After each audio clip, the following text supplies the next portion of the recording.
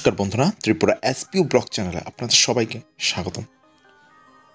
বন্ধুরা, রাজ্য সরকারের বিভিন্ন দপ্তরে অনিয়মিত কর্মচারীদের নিয়মিতকরণের দাবিতে এবার রাজ্যভিত্তিক কনভেনশনে মিলিত হলো অনিয়মিত কর্মচারী মঞ্চ। আগরতলা জগন্নাথ বাড়ি রোড স্থিত IMA হাউসে আয়োজিত এই কনভেনশনে রাজ্যের বিভিন্ন প্রান্ত থেকে প্রচুর সংখ্যক অনিয়মিত কর্মচারীরা অংশ নেন। অবিলম্বে রাজ্য সরকার অনিয়মিত কর্মচারীদের নিয়মিতকরণ না হলে আগামী দিন সংগঠন বৃহত্তর আন্দোলন সংগঠিত করার সিদ্ধান্ত নেওয়া হয়। এই কনভেনশন অনেকেই আছেন 20 বছর 15 বছর 30 বছর ধরে অনিয়মিত কর্মচারী হিসেবে কাজ করছেন। কেন কাজ করছেন? কারণ সরকার তাদের বিভিন্ন দপ্তরে শূন্য পদ পূরণ করছে না। আপনারা জানেন বিগত 7 বছরে আমাদের রাজ্যে নিয়মিত কর্মচারীর সংখ্যা কমপক্ষে 40 থেকে 50,000 কমে গেছে। যারা অবসরে গেছেন তাদের জায়গায় নতুন কোনো নিয়োগ হচ্ছে না। তারা দপ্তরগুলো চলছে কে? দপ্তরগুলোকে ভগবান চালাচ্ছেন না ভূত চালাচ্ছেন? দপ্তরগুলো চালাচ্ছে অনিয়মিত কর্মচারীরা। হাসপাতালগুলো কে চালাচ্ছে? জিবি হাসপাতাল, ICM হাসপাতাল, বিভিন্ন স্বাস্থ্য কেন্দ্র কারা চালাচ্ছে? কারা নার্সের কাজ করছে? কারা অপারেশন ডাক্তারবাবুর সাহায্যকারী হিসেবে কাজ করছে? সমস্ত GIWরা। তাদেরকে সমস্ত জুতু সেলাই থেকে চণ্ডীপাঠ করতে হচ্ছে সবাইকে বিভিন্ন দপ্তরে। তারা দপ্তরের প্রাণভোমরা, কিন্তু তাদের কোনো অধিকার নেই, তাদের নিয়মিতকরণ করা হচ্ছে না। এখন বন্ধুগণ, ত্রিপুরা রাজ্যের অনিয়মিত কর্মচারীদের নিয়মিতকরণের জন্য যত স্কিম ছিল সমস্ত স্কিম বাতিল করে দিয়েছে।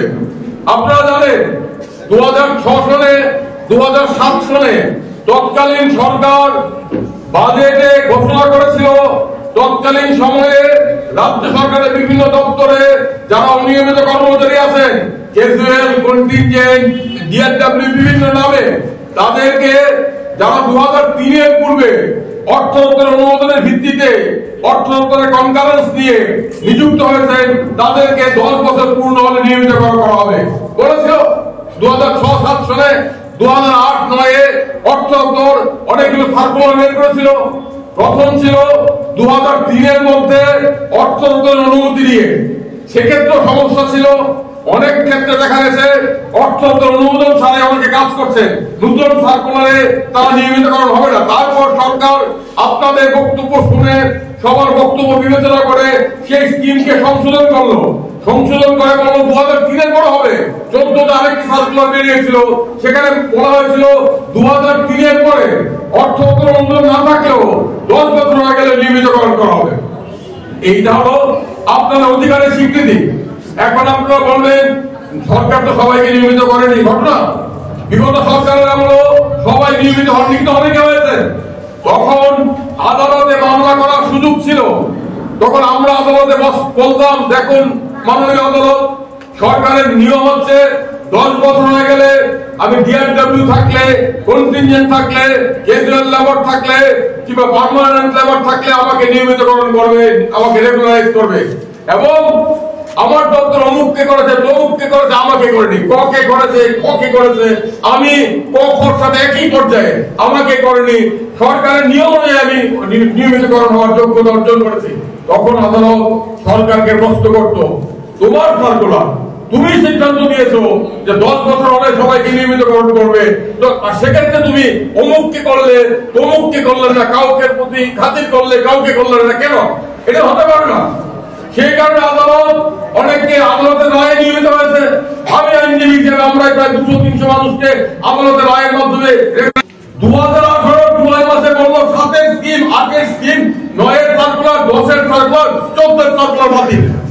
শুধু নিয়মিতকরণ প্রশ্ন নয়, পার্ট টাইম ওয়ার্কার, আংশিক সময়ের কর্মী, 2012 বলা হয়েছিল, একটা মিষ্টি কথা বলা হয়েছিল, আমরা সমস্ত কিছু খতিয়ে দেখে নতুন করে একটা স্কিম চালু করব।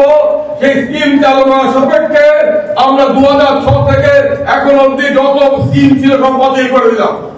জুলাইয়ের আগস্ট, আজকে আমরা দাঁড়িয়ে আছি ডিসেম্বরের 24 বছর শেষ হচ্ছে। কটা বছর গেল?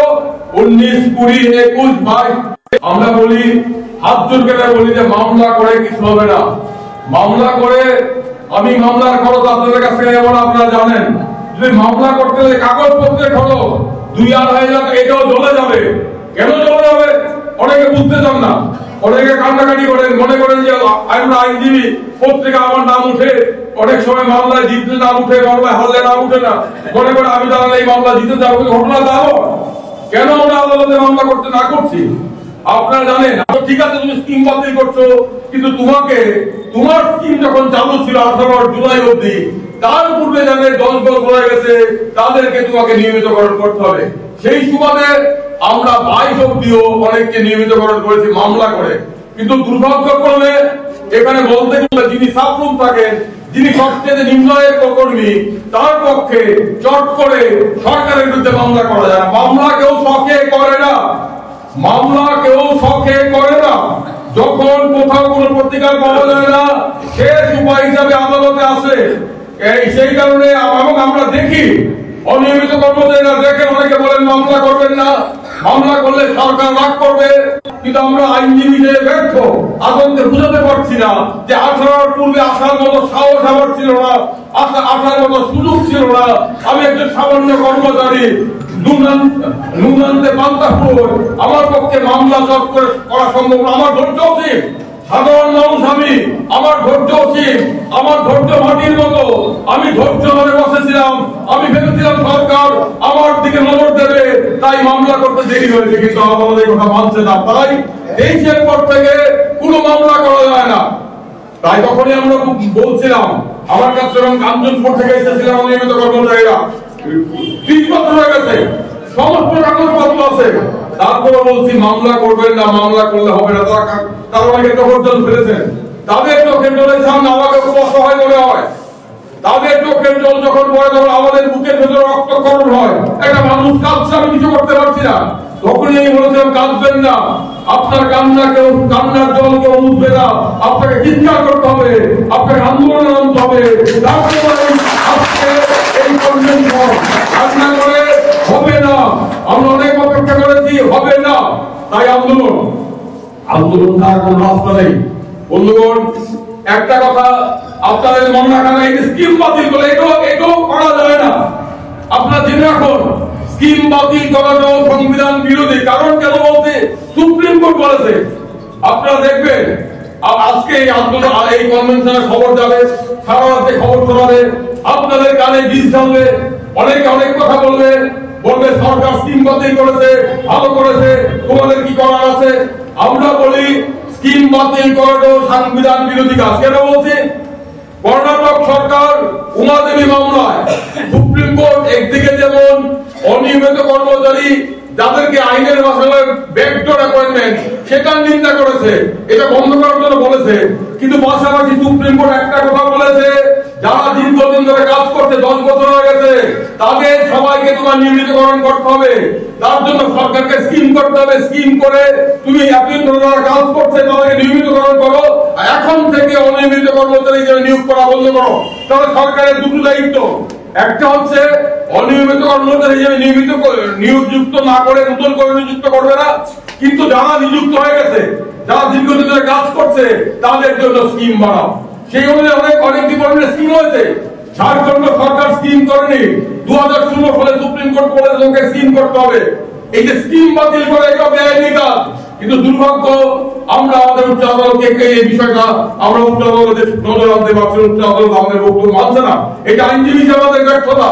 আদালত ভুল করছে আমরা বলতে চাই না, আমরা বলবো আইনজীবী হিসেবে আমরা আদালতকে বোঝাতে পারছি যে সরকারকে স্কিম বাতিল করতে এটাও সাংবিধানিক, এটা সুপ্রিম কোর্টের রায়ের পরিপন্থী।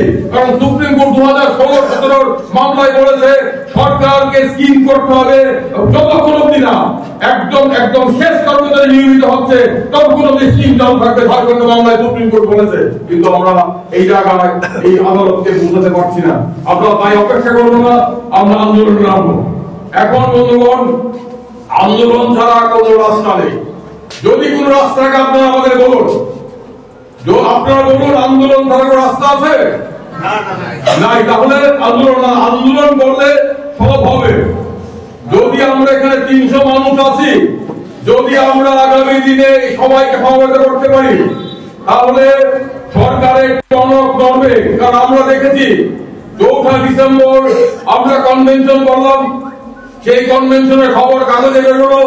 তারপরেই শুনলাম, আপনারা জেনেছেন রাজ্য সরকারের তরফ থেকে বিভিন্ন দপ্তরে নতুন করে সার্কুলার পাঠিয়ে সমস্ত বায়োডাটা সংগ্রহ করা হচ্ছে। তো কোন দপ্তরে কত অনিয়মিত কর্মচারী আছে রাজ্য সরকার হিসাব করছে, খোঁজ খবর নিচ্ছে। তাহলে আসলে ঘুম ভাঙলো কেন? ঘুম ভাঙলো কারণ আন্দোলনের হুমকি, কাগজে খবর বেরিয়েছে আন্দোলন হবে। আরেকটা কথা বলবো আমি বন্ধুগণ, এই মঞ্চে আমাদের একটাই লক্ষ্য, আপনাদের মধ্যে ঐক্য রাখতে হবে। কে কোন দল